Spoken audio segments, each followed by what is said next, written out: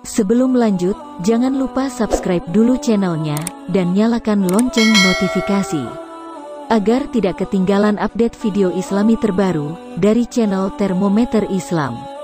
Terima kasih sudah berkunjung, semoga sehat selalu.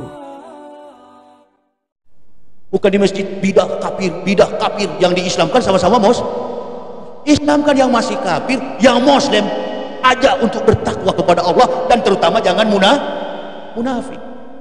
Itu bajingan yang di terminal, bajingan yang tidak sholat dengan orang munafik, masih bajingan. Bahkan ada satu kisah perempuan pelacur hanya memberi minum kepada anjing. Perempuan pelacur ini, betul Ustaz, bertemu dengan ahli ibadah. Ini ahli ibadah siang malam di masjid, dia protes, ya Allah, kenapa pelacur siang malam melacur, surganya lebih tinggi satu tingkat, saya yang siang malam sholat surganya lebih tingkat bawah. Kata Allah, kau pura-pura ke masjid, kau sholat memang, tapi tukang ukur jenggot orang dan kaki celana, itu persoalannya.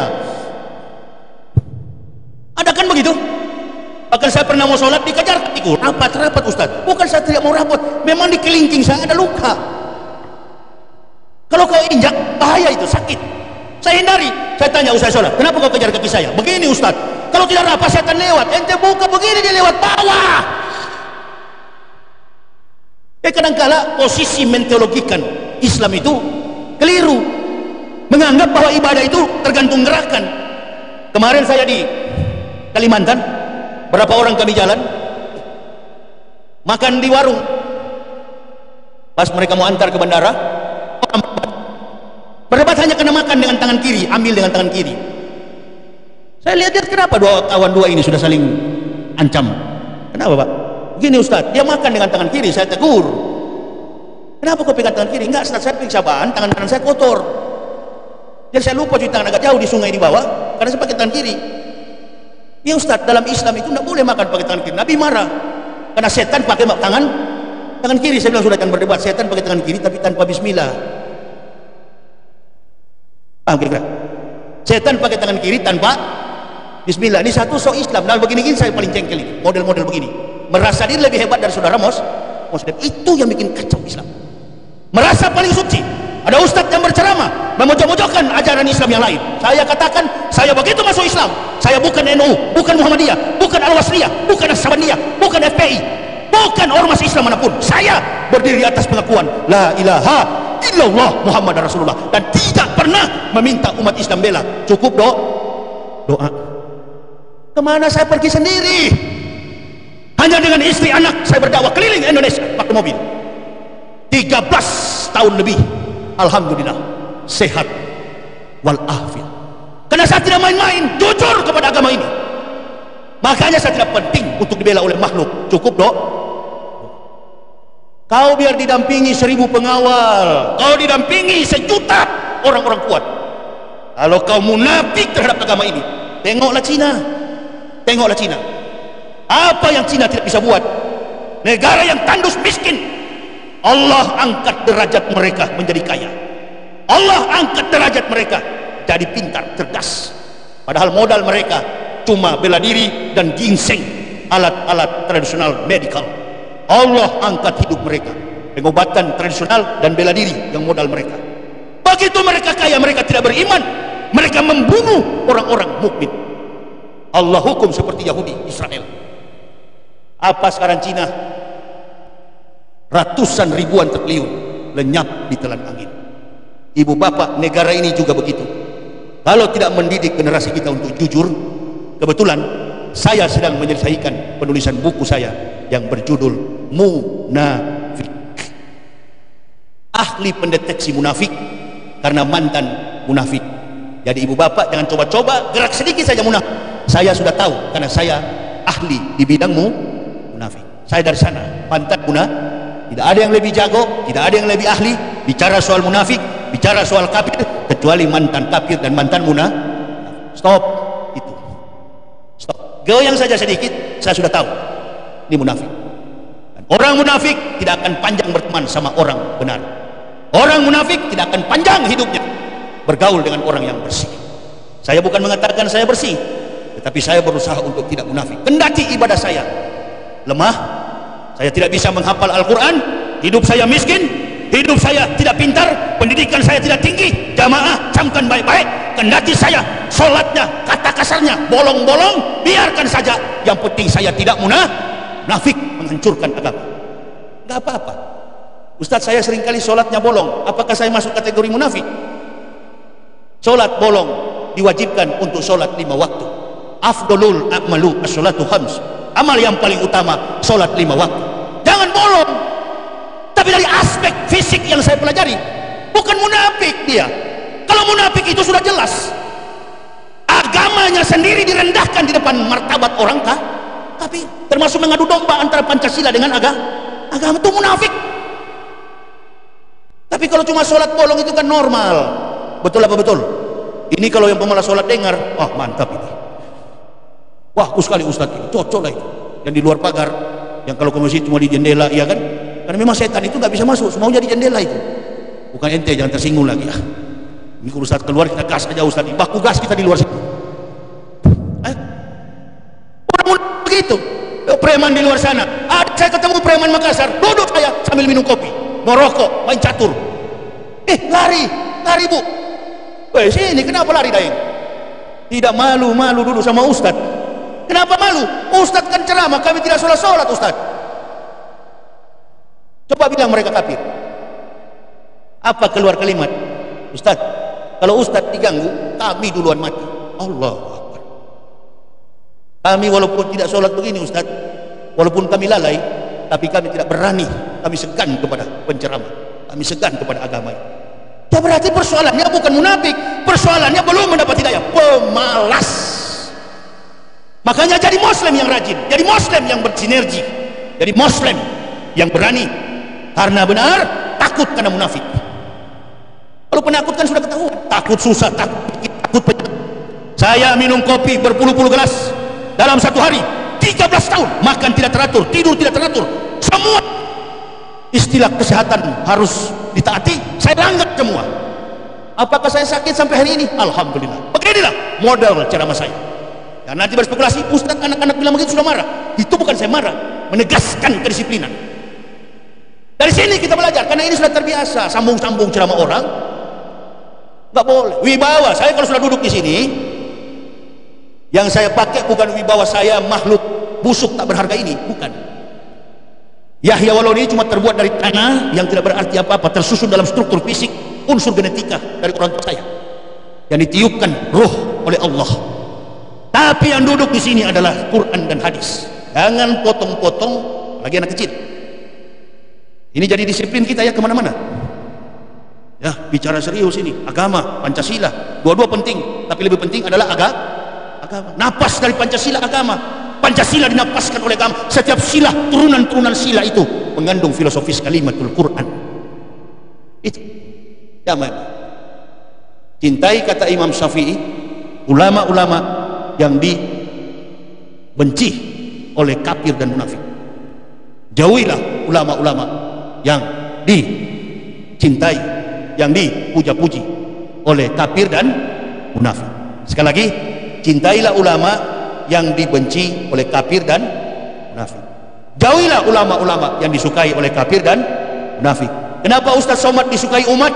Karena dia dibenci oleh kafir dan munafik.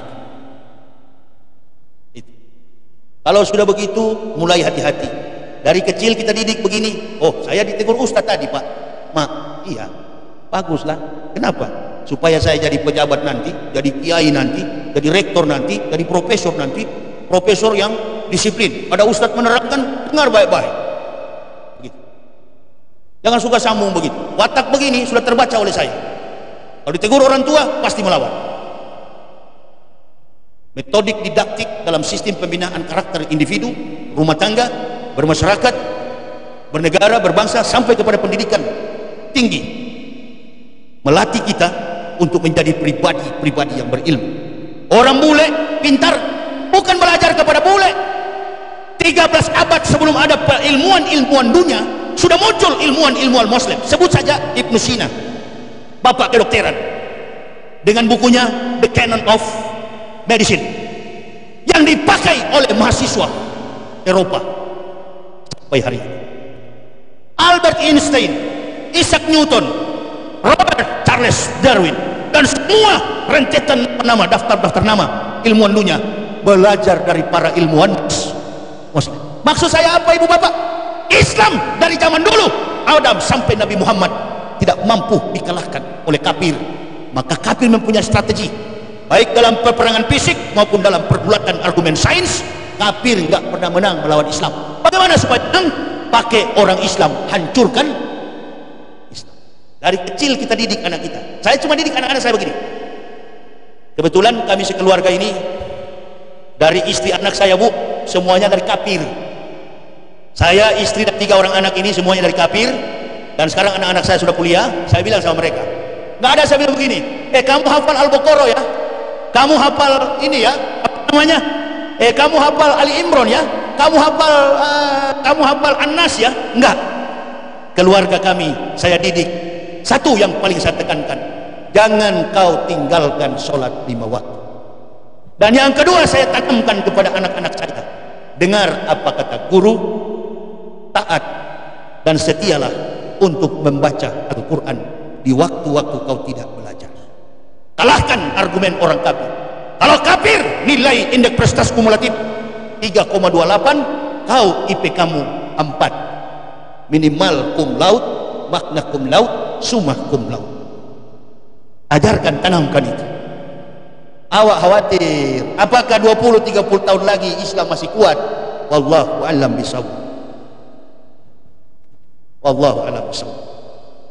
Lihatlah sekarang berapa orang aja di lapangan yang masih aktif.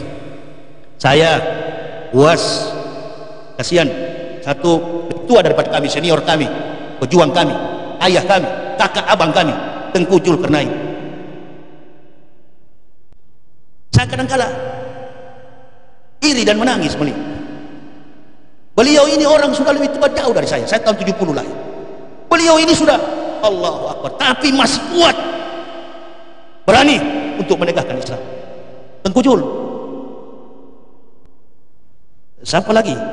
Ustaz Zulkifli, Hasan Ali, Haikal Hasan, Maher. Siapa lagi? Ustaz Husnul. Selain sudah berapa orang saja bisa dihitung.